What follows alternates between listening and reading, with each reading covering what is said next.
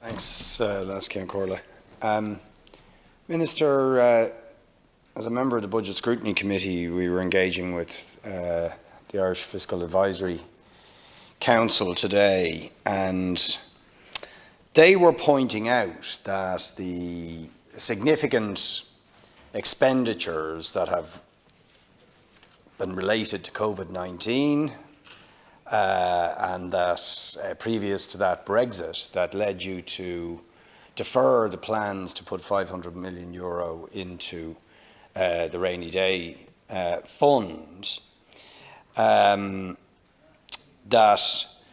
they were part of a trajectory of debt, even though they approve of the decision, of you to make these expenditures as we do in the opposition, but that they were part of a trajectory of building up debt for which we would have to pay the piper at some point in time.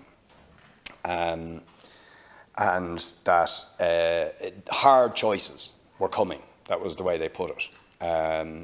Not immediately, but in the medium term. Hard choices. Now, I think we all know what hard choices means. Hard choices means austerity, or it means raising taxes. That's what it means. And to me, that means we have to really think about those consequences and decide which way we're going to address that problem. And the choice that you've made at the moment is to borrow. Now, as I said, we agree with the decision. In fact, the increases in capital and current expenditure, we would have gone further. And frankly, we think we didn't need COVID as an excuse to do some of the things that we've now had to do, particularly in terms of having to increase the capacity of our health service, invest more in housing, and so on and so forth. But nonetheless, we agree with the counter-cyclical and emergency kind of approach to dealing with this crisis. But how do we finance it in the medium to long term? How do we make the choice in those hard choices? And the approach you've taken is borrowing. And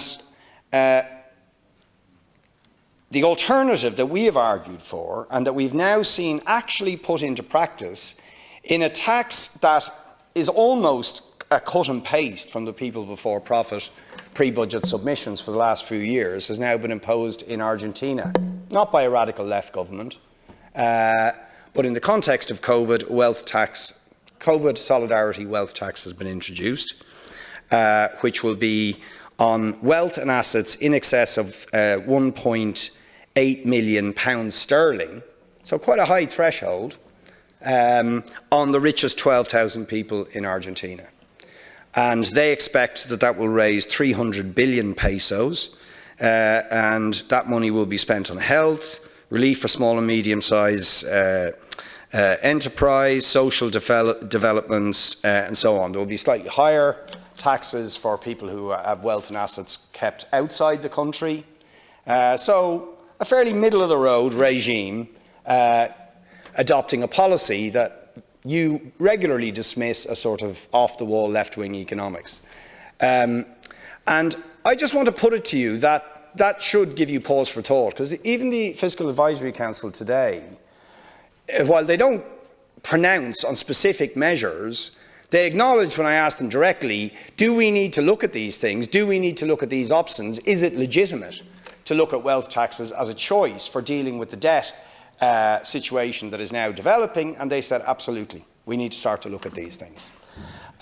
Because, and I'll put it very simply, Minister, if you borrow, you're borrowing off people who have loads of surplus money at interest.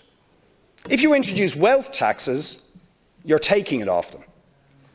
Now, which is better value for us, right? To borrow from people who have surplus wealth, very, very rich people who have surplus wealth, where they make more money out of the fact that they have surplus wealth, or to take it off them with taxes in order to equalise the distribution of wealth and to fund social services, infrastructure and so on, which we need. I put it to you Minister, it's the latter, and the decisions you've had to make here are indicative of the need for a fundamental change away from austerity-type economics, debt-financed spending towards redistributive wealth taxes. Thank you, Deputy.